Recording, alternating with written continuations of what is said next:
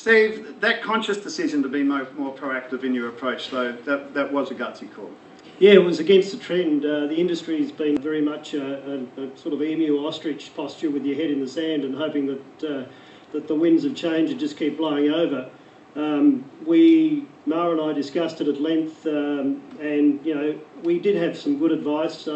An advisor to a senator once told me, "Don't be like the old growth forest industry and sort of think that you can change things with one spokesman and everybody else denying what's going on." So be out there, be proactive, have lots of people talking, try and create the impression that the industry is. Don't let the people, the naysayers, portray the image. So we were basically just opened up and became transparent. We allowed journalists on board ships. We invited people to be on board ships to participate in the preparation and the structure of what we were doing, and it became an open business. People could see what we were doing, and we started to get positive news stories that we weren't actually generating ourselves. People were interested in the business, and I think that's it's a great credit to the decision to go ahead, but it's also fantastic that the industry has since come on board, and the industry generally is doing very much the same.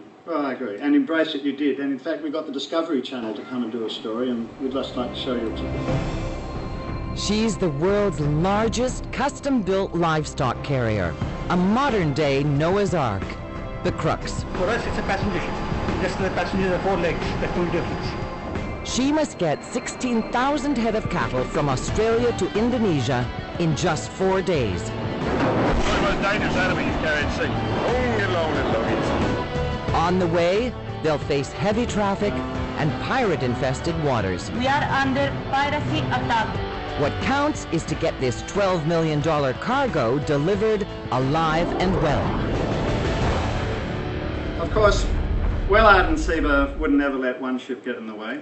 They've decided now to go and build a fleet, and as many of you know, there are 4 ships actually on the plan and 2 ships under construction.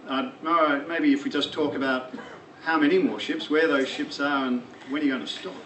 Yeah, we have two vessels under construction in Singapore at the moment. One is really ready, probably a month away, the other 4 months away. And we have 2 bigger ships coming in 2012.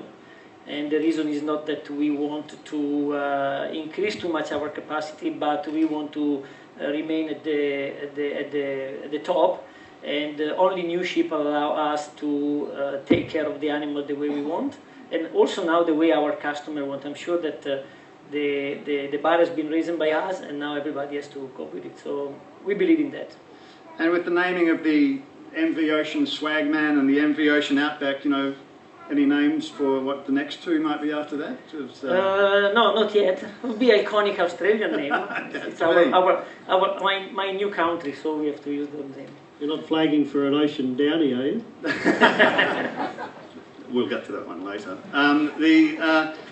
The launching of the Crux 2004 sort of elevated Wellard to a whole new level of awareness, of involvement in an industry that needed some quality assurance behind it, but also of Mora as being closely involved in the Australian livestock export industry. The company grew and grew, and instead of these small carriers, they're set out to be bigger carriers and more carriers. But Scott Braithwaite, who's here, who heads Wellard's South Asian market, said it will work, so let's just go ahead and do it. And as a result, Wellard is now Australia's largest cattle exporter and leads the industry in animal welfare. Steve, you are already the largest. What's the capacity to grow this market further in the cattle trade?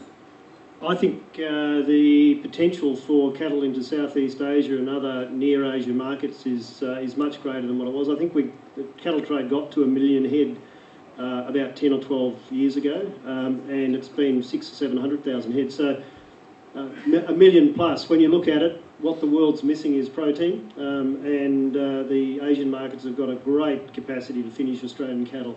So and to consume it, Australian cattle as well.